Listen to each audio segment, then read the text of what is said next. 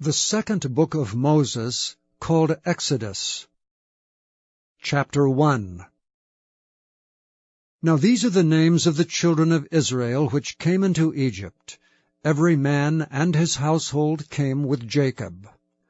Reuben, Simeon, Levi and Judah, Issachar, Zebulun and Benjamin, Dan and Naphtali, Gad and Asher.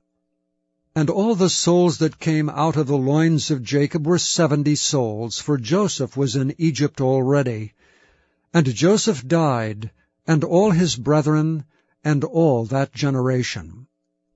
And the children of Israel were fruitful, and increased abundantly, and multiplied, and waxed exceeding mighty, and the land was filled with them.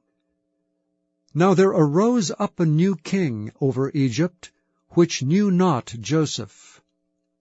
And he said unto his people, Behold, the people of the children of Israel are more and mightier than we. Come on, let us deal wisely with them, lest they multiply, and it come to pass that when there falleth out any war, they join also unto our enemies, and fight against us, and so get them up out of the land. Therefore they did set over them taskmasters to afflict them with their burdens. And they built for Pharaoh treasure cities, Pithom and Raamses. But the more they afflicted them, the more they multiplied and grew. And they were grieved because of the children of Israel.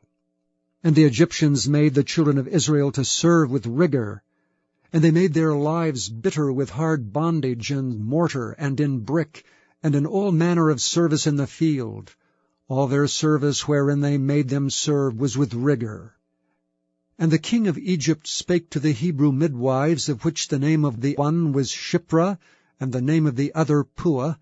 And he said, When ye do the office of a midwife to the Hebrew women, and see them upon the stools, if it be a son, then ye shall kill him.